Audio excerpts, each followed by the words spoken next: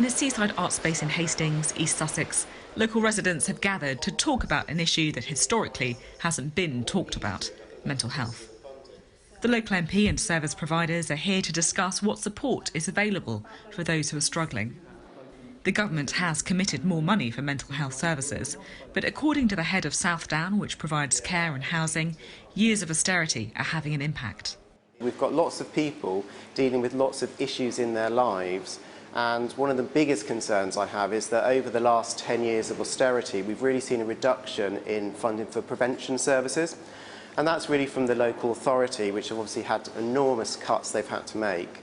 And I think what we're seeing, which isn't really rocket science, but it's saying that as you turn off the tap for those prevention services, the pressure builds up on other parts of the system. For those struggling with their mental health, this couldn't be more important. I think there are great gaps in mental health services. I've received outstanding service. I've also received the very opposite. And I think if you haven't got the confidence to negotiate the system, or you don't know how to tap into the system to full advantage, people do fall through the net. It's something the local MP, Amber Rudd, is aware of.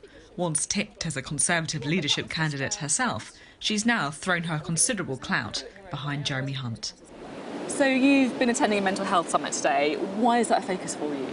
Because I want to make sure that people understand the support that is available for people of all ages with mental health challenges. Actually, in Hastings, there are a lot of organisations that are available to people, and the purpose of my event this morning was to showcase that and to make sure that there is sufficient support to help people with those needs. Are you concerned about some of the recent reporting about universal credit and mental health? A report, for example, by the Money and Mental Health Policy Unit saying that universal credit is making people with existing mental health problems feel very anxious ahead of assessments. 93% saying that they're anxious waiting for that assessment. Well, I know that people are sometimes anxious about universal credit, and I'm keen to dispel a lot of the myths about universal credit. Actually, when I talk to people who have been nervous about going on to universal credit, they then usually say to me, actually, I was worried about it, but now it's fine, it's a much better service. When I talk to work coaches, I ask them what they would like to change about universal credit, and they often say to me, our reputation. Actually, it's a good service, well delivered, and I need to help build confidence for people who are going on to universal credit that it'll be a positive experience. But not for everyone.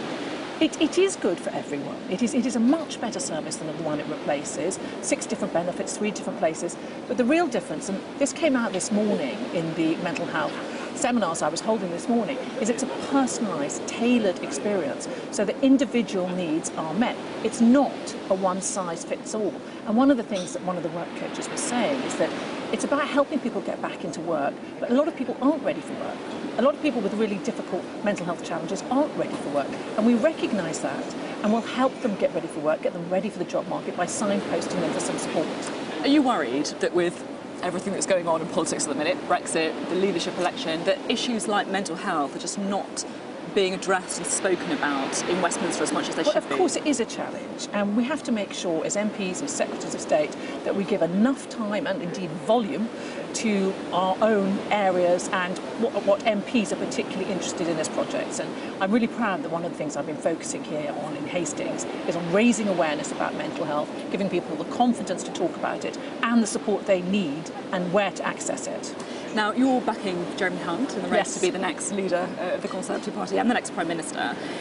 Were you a bit disappointed that he didn't quite get enough MPs to wrap up that race for second place? Well, I think everybody wants their MP to do better at any round in question, but overall Jeremy did very well. We wanted him to come second and for there to be a good margin between him and the third person, and that took place. So, no, we were very pleased with the outcome. Were you really pleased? Yes, really disappointed? Pleased? No. I mean, nobody knew how a number of other candidates were going to do. He got more than, he got the same, I think, as Matt and Sajid combined. So he showed himself as the clear next person after Boris, and I hope we'll be able to build on that. Are you hoping to pick up some of Matt Hancock's supporters? Well, I hope everybody who got less than they would have hoped will think about backing Jeremy Hunt, who would be the best candidate. You say he's the best candidate. Are you concerned, though, that for some people he's actually the continuity candidate? Well, I mean, he's not continuity because... So what does he offer that's different? I think that the fact that he's got me and Penny Mordaunt at his launch shows that he can embrace... Theresa May. he can embrace two sides of the party that is divided.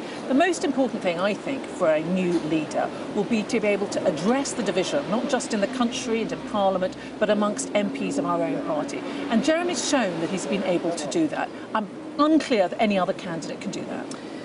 On the show last weekend, I asked Jeremy Hunt about his stance on abortion, and he said that he would personally like it to be reduced, the time limit for which you can get an abortion, from 24 weeks to 12. Were you worried when you heard that? I phoned Jeremy actually that day and I spoke to him, and he reassured me, as he has subsequently reassured people publicly, that he has no plans to change the abortion laws as they stand. And What did you say to him?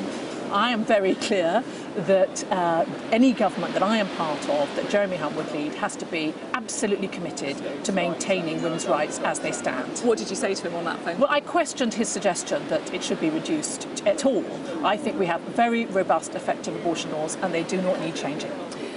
For a lot of women, though, and I accept that he said that it's not a policy that he would seek to bring in, that it's a matter for a conscience fate, a lot of women will be concerned at the thought that a future Prime Minister could want to halve the amount of time that they can seek an abortion. But any woman who is concerned about that should listen carefully to what he has subsequently said, which is that it's out of the question that any government he ran would attempt to make any changes. They can take comfort from that, as I did. I remember when Bamba was a thing.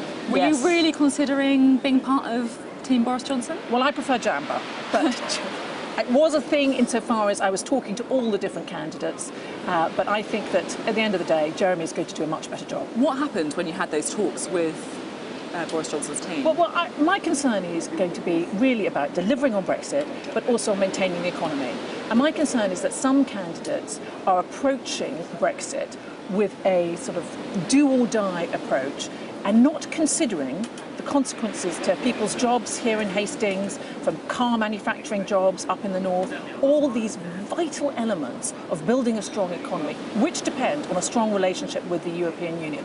And to simply say we are definitely leaving October the 31st and to lean into no deal, I think is a mistake. I mean, Boris Johnson's gone further than that as well. He hasn't ruled out proroguing or suspending Parliament in order to push through no deal. Which is absolutely outrageous. The idea of leaving the European Union in order to take back more control into Parliament and to consider closing Parliament in order to deal with that is the most extraordinary idea I've ever heard. I mean, Rory Stewart has said that he would be prepared to set up another parliamentary session across the road. Would you join him? Well, I'm not going to use the same colourful language as Rory, but I certainly feel just as strongly as he does. It is a ridiculous suggestion to consider proroguing Parliament. And for a start, it would involve approaching the Queen. And that, of course, is an absolutely... nobody should consider doing that. We may have our difficulties as MPs arriving at a decision, but the idea of involving the Queen is completely wrong. Do you think Boris Johnson would make a good Prime Minister? I think Jeremy Hunt would make a better one. Didn't quite answer. I can't rule it out because clearly Boris is in the lead, but I hope that once we go forward and people see the debates and see how some of the arguments being put forward by different candidates don't really hold water, they'll realise that the best person to go with is Jeremy. The challenge with Boris's approach is that he is saying we are definitely leaving by October the 31st, but that is not in his gift to achieve. It will need support from a majority of MPs because MPs are inventive. Parliament is thoughtful. The Speaker is an activist. There will be a way of stopping it. And I wish that people would stop saying we're definitely leaving on October the 31st when there are so many other parts that could come into play that will stop that. So I don't want people to be misled again. Would you serve under Boris Johnson? I think it's too early to look at that because it would be too presumptuous of me to think about anyone else forming cabinet and not knowing what place you're going to take him. But you'd accept a lift home from him now, I guess. I'm still thinking very carefully about any lift home with Boris. Oh, really? Now, does it bother you that there are only men left in the leadership contest? Yeah, it does bother me. And the Conservative Party needs to do better at that. I mean, OK, we can bank the fact that we've had 2 women prime ministers and we're the only party that has. But the best way to get more women in senior levels and potentially as candidates for a future prime minister is to get more women becoming MPs. We only have, unfortunately, just over 20% of our MPs are women. We need to get more women in the pipeline, more women on the candidates list. And I and a lot of other senior women Conservative MPs are doing our best to encourage them. Does it worry that perhaps, you know, in some ways, like the place for a woman in this leadership contest is not running to be Prime Minister, it's in the kitchen having post-up snaps with the husband.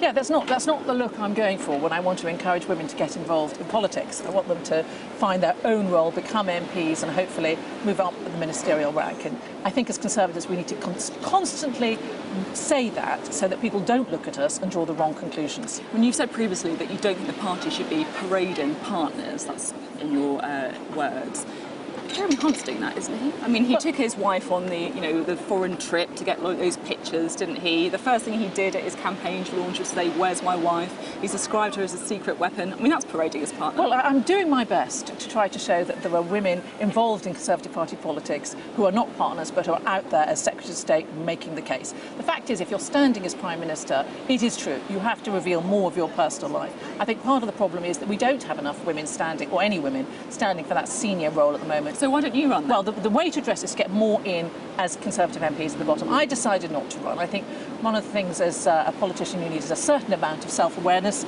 and I'm aware that the Conservative Party requires really somebody who has great enthusiasm for Brexit, and although I'm committed to it, I want to tread more carefully than I think some of the members of the party do. Not enthusiastic then?